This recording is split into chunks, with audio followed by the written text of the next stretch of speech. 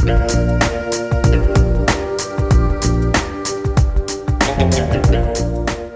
here with thetantrictraveler.com.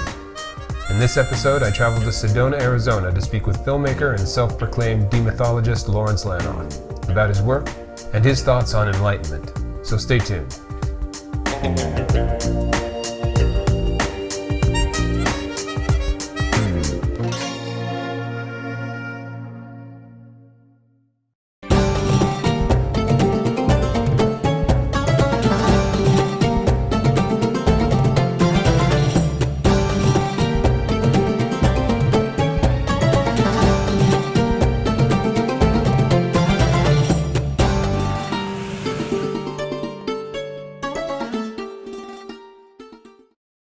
If I were to summarize everything that I'm wanting to do, it's to help people break the monotony and the familiarity of their thinking.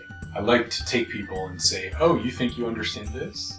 Oh, watch this. And if somebody's open to that, it's a very, very powerful experience.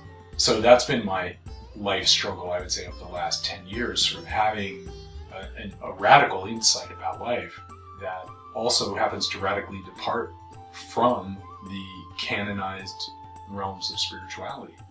When I am able to teach that to people, it's extremely powerful and liberating, but it's also incredibly terrifying.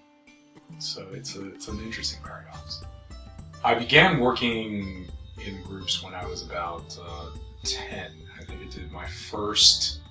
We would do like a weekly workshop with my mom, and we would do this kind of pretty cool kind of, sort of psychic-oriented workshop. I really was specializing in that at the time. And the idea was that I would be able to teach people different kinds of psychic phenomenon. Like we'd focus on, I was really into pyramid power at the time. I was 10, so and I had been to Egypt when I was 9, so I was deeply inspired by this, and so we would do these psychic workshops, and then we would practice a skill, we would practice all kinds of cool things, and that sort of began my working with groups, and it was consistent and very, it was pretty powerful and fun, and we would do it every week in New York City. So that progressed, and in college I started teaching kids, other students stuff, and I was kind of like the spiritual guy and the meditation guy, and I was just very serious, I was very driven early on, and I was extremely committed to figuring out like what life was about. That was probably my single mission. There's a pretty standard storyline that goes like, you meet a teacher, and the teacher beats the crap out of you in some way. They're like, well, I don't know if you're worthy or this and that, and then you finally prove your worthiness, and then you get to be in the circle, and then you move closer and closer into the inner circle, and then you finally get in the inner circle, and then you realize like what an asshole they are. And like that whole thing was not actually to prevent you from learning the true teaching and to find out if you were really committed. It's just because they're an asshole. Right. And unfortunately, spirituality has a long lineage of assholes. Right. So that kind of is like what my path was. And as I was studying this and going from one teacher to the other, and man, dude, I studied everything. I studied everything. Yeah. I was studying aliens and pyramid power and Tibetan Buddhism and Tantric Buddhism, and I had my first Tantra lesson at 11. And at some point, I was like, this isn't making sense. Like, it's just not making sense. And through a whole series of things, I ended up just, sort of kind of just discovering some tools, I would say. And I felt that the tools were so important that I felt like I needed to then go out and start teaching people about those tools. Yeah. And the paradox of that is, of course, that the tools they're powerful. I mean, they're incredibly powerful, but they're also frightening. Right. And so what I was thinking of, what motivated me was like, okay, well, if I was that 17-year-old kid again on Fire Island begging for a teacher, I would have loved to have had somebody like me who could have been like, dude, here, let me just show you something. Like, everybody thinks they have the answer, but they don't. Right. Okay? And I will guarantee you that, and I'll prove it to you that they don't. I'm gonna actually, I can take anybody from the Dalai Lama to the Pope to the, you name the spiritual figure, and I will show you how to dismantle them. Like, how to really, like, take apart what they're saying. Yeah. Enlightenment is based on a structure. It's a hierarchical structure. All spirituality, all religions, all have hierarchy. Enlightenment is sort of the spiritual form of that hierarchy, right? So what is it that gives you the license to talk the shit that you're going to talk about, except that you can be like, well, I am enlightened?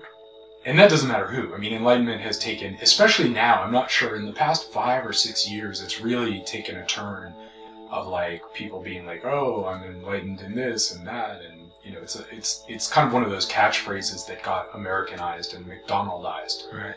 At the end of the day, I don't think it means anything. To be honest, I don't think it means anything. I think it's representing a state of feeling, internal feeling and sensation. I've experienced it. In fact, that's what sort of paradoxically started me on my journey. My enlightenment experience, following the tradition. I had an experience here in Sedona, and that experience went on for 3 months, and it was kind of this sense of living in the unitive state. But I'm also a scientist, so as I was looking at kind of okay, so I'm awake now, and I remember like one of the most amazing things was that I read this book, and while I was sort of on the other side of enlightenment, if you will, like to me it felt like literally like a line. Like on this side I was just whatever, and on this side I was awake.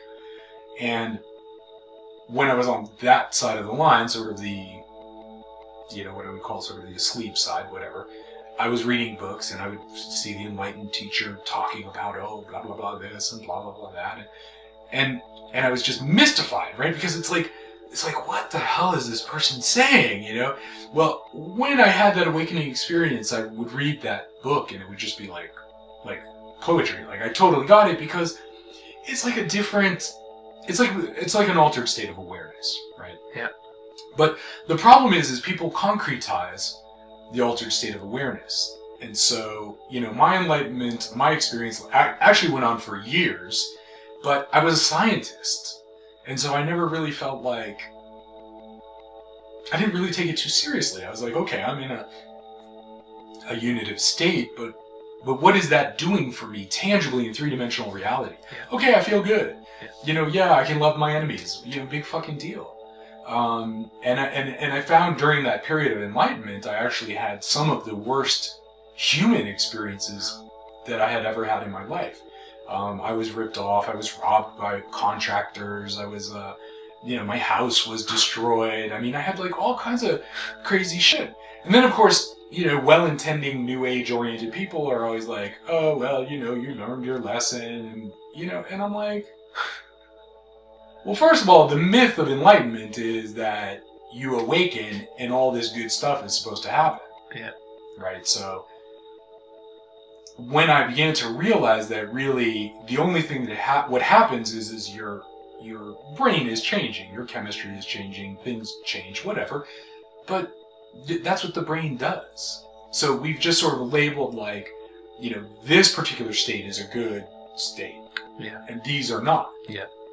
Sort of conscious, unconscious, aware, not aware. It's a load of horse shit. I mean, we go in and out of trance states and conscious and, unconscious, and, being conscious, like being quote unquote conscious the way other people expect you to be as a teacher, man, it's exhausting. Right. It's like, oh, I've got to be aware of this, and and this, and it's like, whatever. The bottom line is you still, and I say this to anybody, like, pick the fucking lottery tickets. Yeah. Pick the lotto numbers. Don't give me like, oh, a trinket with your enlightened self. Oh, I made some dust. I don't need dust. Lotto numbers, man. I mean, like, do something that is meaningful. And I concentrated on those things. Yeah. Like, I was like, well, okay, I feel like I'm in the unitive state. I mean, I read everything I read, I'm in this state. I still can't pick lotto numbers. Right. So how is this useful? Like, what is the benefit? Am I happier? No, I'm kind of stressed out. Right. Because now I've got something to protect. I've got this state that I've got to, like, sort of portray. Exactly, baby, and portray. And, I was like, this is not really that much fun. And then I started, of course, meeting people who were, quote unquote awake. And I'm going, you're another asshole. So, like, what are we really doing here? Yeah. And what is this? Yeah. Now, I believe that people really believe that they are awake. Yeah. But the difference for me was that I'm always still a scientist. Yeah. And therefore, I am challenging my belief. So I believe that I can put my hand through this wall or, but then I go and do it, and the evidence suggests that I can't. Right? So rather than go, oh, well, I haven't trained enough and I haven't done enough of this and I'm not in, I was like, well, maybe the stories are just bullshit. Right. Which is really way more likely. I have zero evidence that those things are possible. But I've got tons of stories.